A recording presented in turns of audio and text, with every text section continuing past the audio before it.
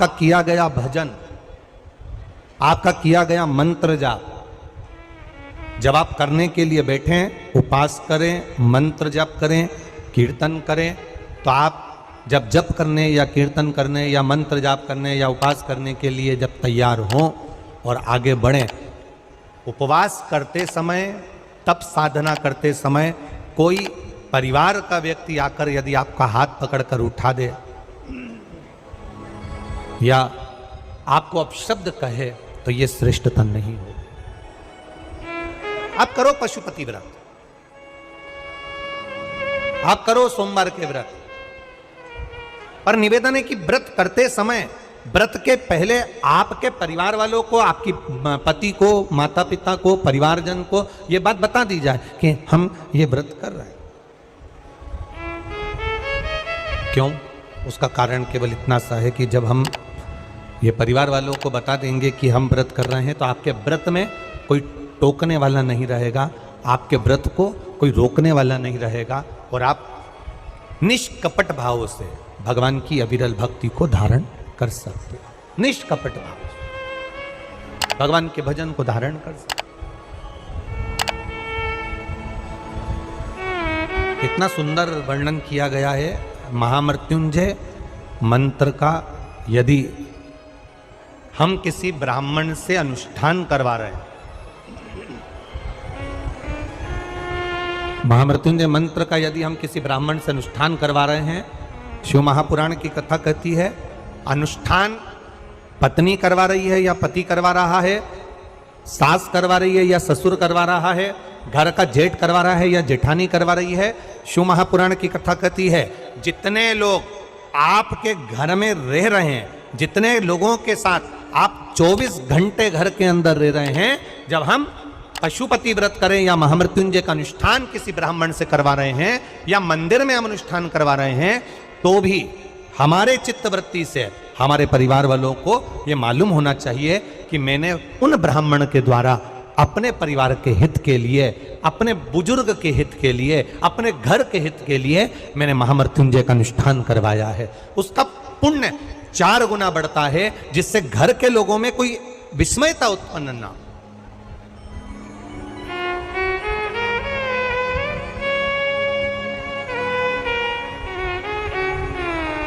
हमारे भीतर कोई विस्मयता उत्पन्न ना हो,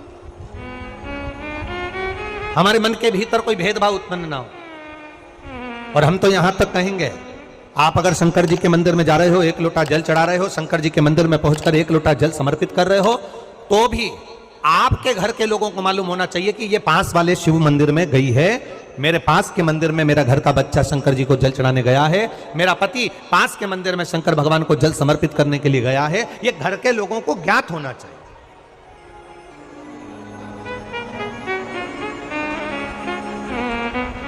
घर के लोगों को ये मालूम होना चाहिए कि ये पास के मंदिर में मेरी धर्म पत्नी गई है, पास के मंदिर में मेरे माता पिता गए, पास के मंदिर में मेरे परिवार के लोग गए। ये आपकी चित्तवृत्ति में और परिवार की चित्तवृत्ति में ये बात रहना चाहिए, छुपा कर नहीं जाना।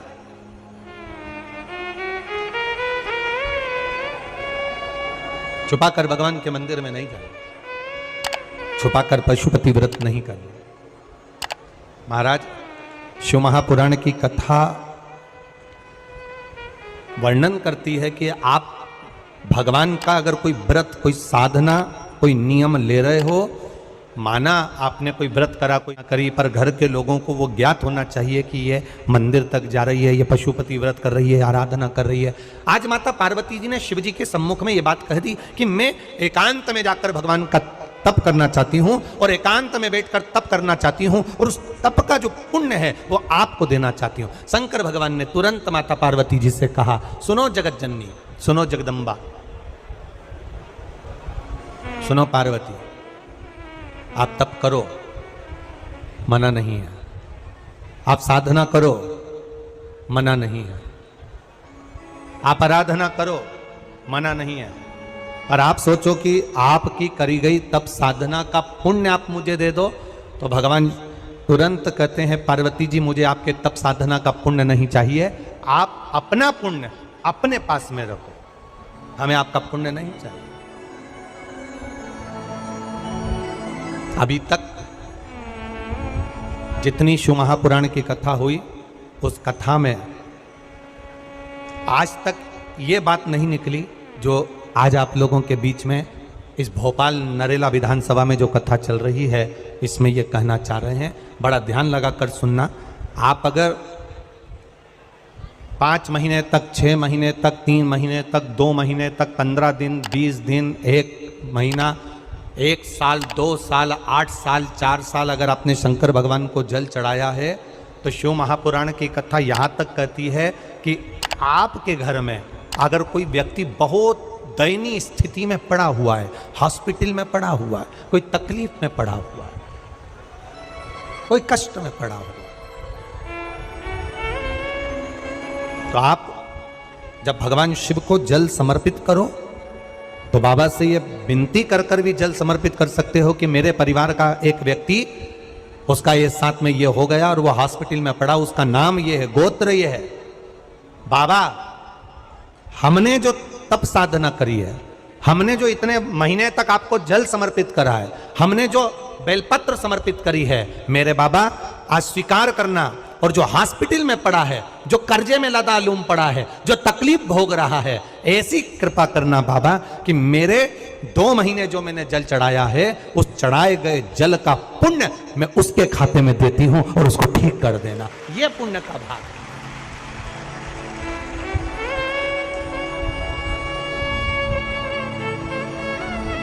ये पुण्य का भाग है।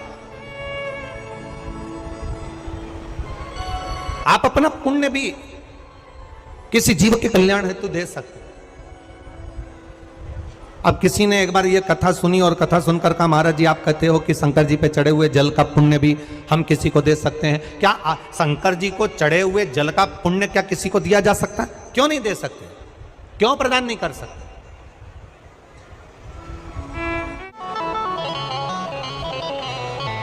एक पुण्यता अपने भीतर एक विचार फिर करिएगा। बड़े बड़े सावधानी की कथा है। आप लोग सोचो कि यह कथा यहाँ से सुनी, यहाँ से निकाल दी, बच्ची कुची थी कपड़े में झटकार दी। यहाँ कथा अगर सुनने के लिए आए हो तो थोड़ा दिल लगाकर सुनना, मन लगाकर सुनना।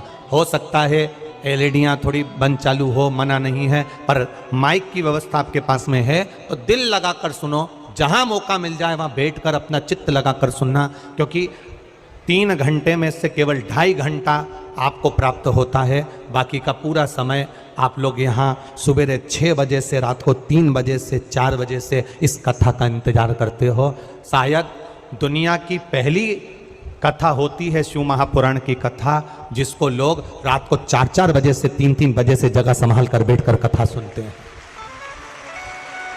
तपती हुई धूप, भयंकर गर्मी, 2 किलोमीटर दूर तक पैदल चलकर आना और बैठने के लिए इतना 8-8, 9-9 पंडाल लगाए घर पर, 9-9 पंडाल भी फुल हैं। उन पंडालों में जगह नहीं। धूप में छाता पकड़ना, चादर पकड़ना, साड़ी पकड़ना और उसको पकड़कर बैठे रहना।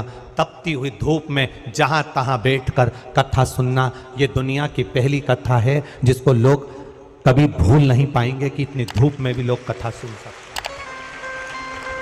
इतनी धूप, इतनी गर्मी, और केवल एक जगह नहीं, जहां शिव महापुराण की कथा का रसतत्व होता है वहां लोग इंतजार करते हैं 3-3 बजे तक। इसको छूटने मत देना। करण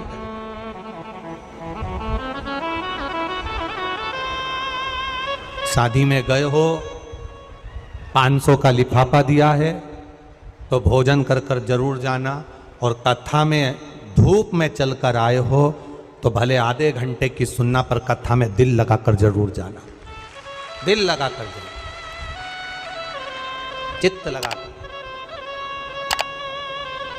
आप अगर 1 लोटा जल भगवान शिव को समर्पित कर रहे हो, आप एक बेलपत्र भगवान शंकर को समर्पित कर रहे हो, आप एक शमी का पत्ता भी भगवान शंकर को समर्पित कर रहे हो, आप भगवान शंकर का पंचानंद स्नान करा रहे हो, आप भगवान शंकर के मंदिर का शिखर दर्शन कर रहे हो, आप भगवान शंकर के मंदिर में जाकर झाड़ू लगा रहे हो, पोछा लगा रहे हो, सफाई कर रहे हो, तो भी तुम्हारी चित्तवृत्ति में रहना चाहिए कि जब किसी पर दुख की घड़ी आए, किसी पर तकलीफ आए, किसी पर कष्ट आए, हमारा करा गया पुण्य हम उसके खाते में दे सकते हैं। हम अपने पुण्य को दूसरे के खाते में प्रदान कर सकते हैं।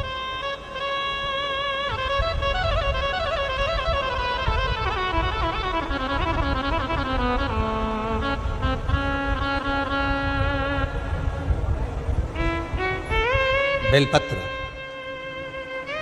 जरा ध्यान देना हो। ये बेलपत्र जो होता है,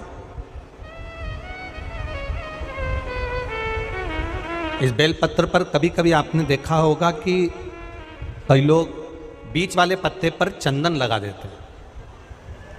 ये जो बीच का पत्ता होता है, इस पर लोग चंदन लगा देते हैं। शिव महापुराण की कथा कहती है, अगर भूलवश भी, अनायास, आपके पास बेलपत्र भी नहीं है, शिव जी का चढ़ा हुआ बेलपत्र भी अगर आपने उठा लिया और उठाकर उस बीच वाले पत्ते पर एक चावल का दाना रखकर भी आप भगवान भोलेनाथ को समर्पित कर रहे हो, तो ये समझ लेना कि तुमने महीना, 2 महीना, 4 महीना, 6 महीना, 8 महीने में, हम तो हमेशा कहते आए हैं, आज फिर कर रहे हैं, 1 महीना पूरा हो जाए जल चढ़ाते, 2 महीना पूरा हो जाए जल चढ़ाते, 3 महीना पूरा हो जाए, 4 महीने पूरे हो गए, 6 महीने पूरे हो गए, या आपका साल भर पूरा हो गया, प्रयास करा करो एक पत्ते पर एक चावल का दाना रखकर शिव जी को समर्पित करना। क्यों? जो तुमने पूर्व में जल चढ़ाया है, वो चावल का दाना अक्षय, उसको अक्षत माना जाता है, अक्षय माना जाता है। मतलब तुमने अभी तक जो जल समर्पित करा है वो कभी समाप्त तो नहीं हो सकता, उसका पुण्य तुम्हारे खाते में चले गया, अब तुम उसको किसी को भी प्रदान कर सकते।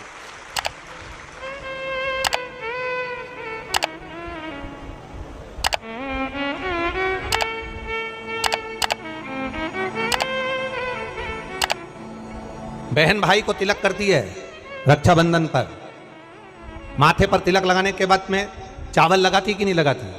बोलो, जम के बोलो जरा। लगाती है? बोलते जाओ जरा। लगाती है, ठीक है।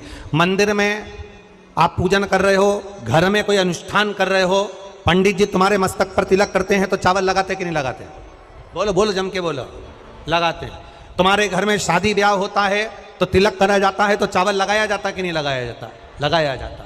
सब समय पर चावल, मस्तक पर कंकु का तिलक, चंदन का तिलक, जो भी तिलक तुम्हारे मस्तक पर लगा है, कोई अगर लगाएगा शुभ कार्य में तो चावल जरूर लगाएगा। बस एक कार्य ऐसा होता है जिस समय पर मस्तक पर तिलक करा जाता है पर चावल नहीं लगाया जाता।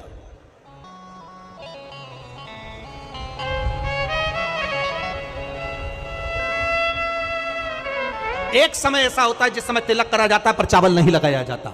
चावल का मतलब है अक्षय, मतलब बार बार भगवान ऐसा मौका लाए, बार बार भगवान ऐसी कृपा करे कि तुम ऐसा अनुष्ठान करते रहो, पुण्य करते रहो, सत्कर्म करते रहो, 16 सोमवार के व्रत करते रहो, चतुर्थी के व्रत करते रहो, तुम छठ की पूजन करते रहो, तीज का व्रत करते रहो, सोमवार का व्रत करते रहो, तुम्हारे घर में हमेशा ऐसे शुभ कार्य होते रहें। केवल अक्षय, अक्षत एक जगह पर नहीं लगाया जाता। कब नहीं लगाते अक्षत को? मस्तक पर तिलक करते समय अक्षत कब नहीं लगाया जाता? केवल एक समय पर। कब? जब घर में कोई शांत हो जाता है और शांत होने के बाद जब मस्तक पर पगड़ी का क्रम होता है, उस पगड़ी के क्रम पर तिलक तो लगाया जाता है पर चावल नहीं लगाया जाता। भगवान से प्रार्थना करते हैं ये बार बार मौका मत देना, जो हो गया उसको समाप्त, ऐसा मौका बार बार ना दीजिएगा। हाँ, पगड़ी पर से उठ गए, अच्छा काम करने के लिए मंदिर जा रहे हो, स्थान छोड़ने के बाद अब तिलक लगाओ और उसमें चावल ढेर सारा लगाओ, कोई मना नहीं। पर अक्षय, उस अक्षत की महत्वता को समझना कि उसको बारंबार प्राप्ति ना हो, ऐसे कार्य की प्राप्ति ना हो, अच्छे कार्य की प्राप्ति, श्रेष्ठ कार्य की प्राप्ति, शुभ कार्य की प्राप्ति।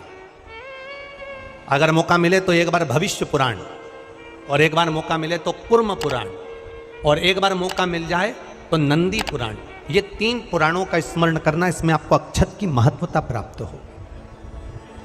भविष्य पुराण, कुर्म पुराण और नंदी पुराण, इन 3 पुराणों में आपको अक्षत की महत्वता प्राप्त होगी कि चावल की महत्वता क्या है। एक चावल का दाना जब अशोक सुंदरी वाली जगह पर चढ़ाया जाता है, एक चावल का दाना अशोक सुंदरी वाली जगह पर चढ़ाया जाता है।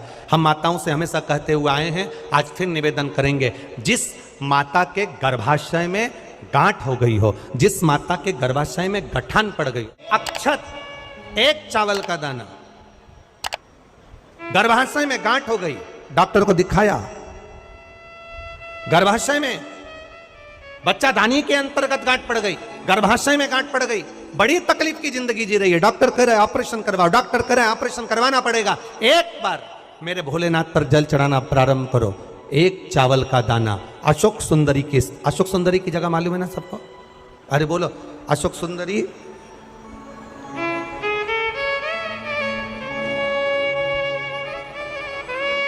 जैसे ये शिवलिंग, ये जलाधारी गोल माता पार्वती जी का हस्तकमल, यहां से जो जल बहता है, इधर गणेश जी का सीधे हाथ पर स्थान, इधर कार्तिकेय जी का स्थान, बीच में मोटी सी एक लाइन होती है शिवलिंग के सामने, वो अशोक सुंदरी का स्थान। कई बार वहां सांप बना होता है, कई बार अशोक सुंदरी का स्थान बना होता है। ये शिवलिंग, पार्वती जी का हस्तकमल, गणेश जी का स्थान, षडानंद कार्तिकेय जी का स्थान, बीच में अशोक सुंदरी का स्थान। ऊपर से जो बूंद बूंद पानी गिर रहा है वो शंकर भगवान की 5 लड़कियां, जया, विषहरा, शामरीबारी, दौतली और देव, ये शंकर जी की 5 बेटियां ऊपर से जल गिरा रही। तो अशोक सुंदरी वाली जो स्थान होता है, जब आपके गर्भाशय में या शरीर में पुरुष हो, स्त्री हो, जिसके पूरे शरीर में कहीं पर भी गांठ पड़ गई हो और गल ना रही हो, एक चावल का दाना अशोक सुंदरी वाली जगह पर चढ़ाना प्रारंभ करो, शिव जी पे जल चढ़ाना प्रारंभ करो, उस जल का आचमन करना प्रारंभ करिए। आप 3 महीना, 4 महीना, 5 महीना करते रहो, उसके बाद जांच जरूर करवाना हॉस्पिटल में जाकर कि गांठ गली कि ना गली। पर विश्वास रख, भरोसो दृढ़ इन चरणन करो, श्री वल्लभ नक चंद्र छटाबिन सब जग माही अंधेरो। भरोसा मूर्ण होना चाहिए, भरोसा मूल हो। हमारा अगर विश्वास नहीं है तो फिर भगवान भी नहीं है। मानो तो मैं गंगा मां हूं, ना मानो तो बहता। आपका अगर भरोसा कहता है कि मैंने जल चढ़ाया और मेरा महादेव सुनेगा, आपने सोच लिया कि मेरा महादेव सुनेगा, महादेव सुनेगा। और आपने अंदाजा लगा, कई लड़कियां जब शादी करती हैं तो पहले से गलत सोच बनाकर आती हैं कि सास तो डेंजर होती है। कईयों के मन में भाव आता है सास बुरी होती है, सास अपशब्द कहती है, सास गाली देती है। कई लोगों से सुना, जिससे मिलो उसकी सास ऐसी हो गई, कोई ना कहा हमारी सास ऐसी थी। लड़कियों ने अपनी चित्तवृत्ति में भर लिया कि सास बुरी होती है। जब चित्तवृत्ति में भर लिया कि सास बुरी होती है, तो वो कितने भी अच्छे घर में चली जाए, उसको सास बुरी ही लगेगी, ये निश्चित है। और अगर आपने मन में सोच लिया कि जो किस्मत में लिखा होगा देखा जाएगा, संसार सागर में जन्म लिया है, सुख दुख चलता रहता है। अगर कोई बेकार भी मिल गया ना, तो अपना स्वभाव से मैं उसको अच्छा बना लूंगी, मुझ में वो क्वालिटी है, तो वो अच्छा हो जाए। आप पहले से विचार कर लीजिए। आज के जमाने में लोगों को ना तो लिखना आता है ना विचार करना आता है। एक फेसबुक पर, हमको तो आशीष ने बताया, एक फेसबुक पे लिखा हुआ था, एक फेसबुक पर किसी ने लिखा था, आज पुत्र रत्न की प्राप्ति हुई, सभी मित्रों का आभार। क्या लिखा था फेसबुक पे? अरे बोलो तो जम के, आज मेरे घर पुत्र रत्न की प्राप्ति हुई, सभी मित्रों का आभार। अब मित्रों का आभार क्यों दे रहा है? पुत्र तेरा है कि मित्रों का है?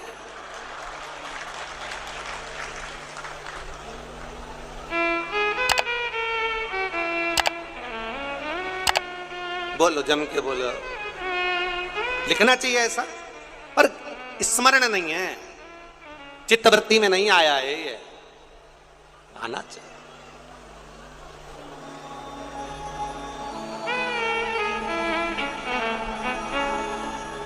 चित्तवृत्ति में आना चाहिए।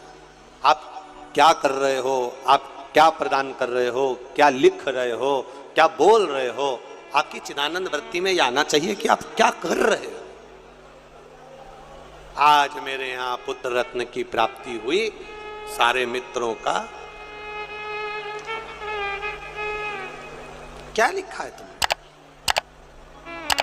क्या प्रदान किया तुमने, विचार करो।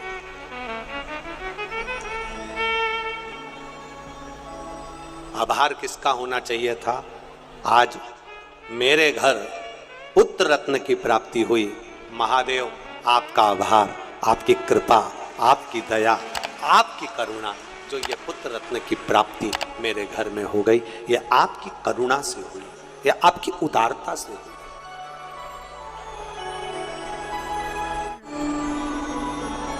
ये आपकी करुणा है, ये आपकी उदारता है।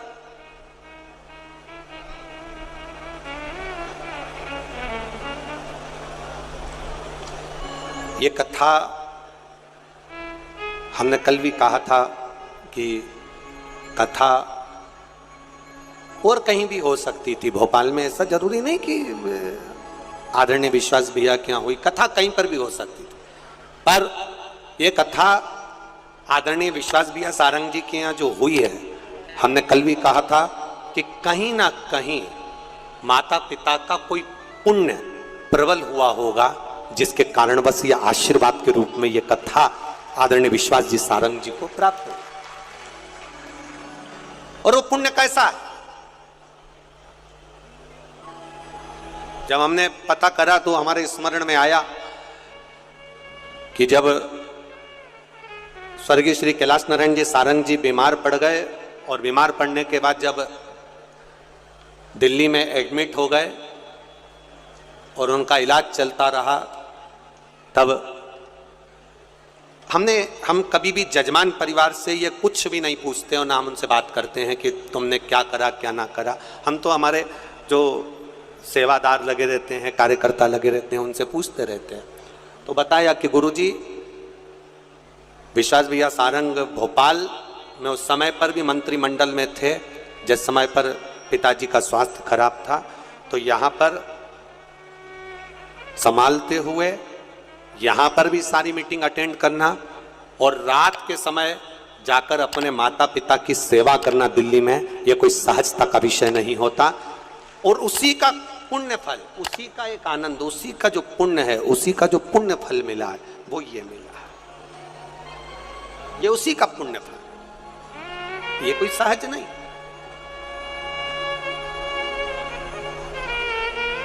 इतनी शिव महापुराण की कथा करी, पूरे भारत में करते रहते हैं, पर पहली शिव महापुराण की कथा ऐसी हुई है जिसमें रेलवे स्टेशन पर भी भक्तों को लाने के लिए बस लगाई गई। उसके लिए विश्वास भैया सारंग जी को बहुत बहुत साधुवाद।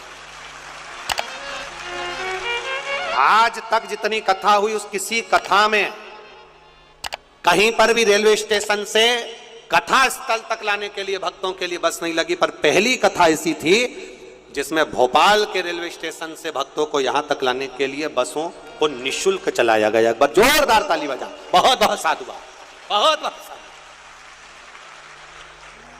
कोई परेशान ना, आनंद से पहुंचे लोग कथा। हाँ,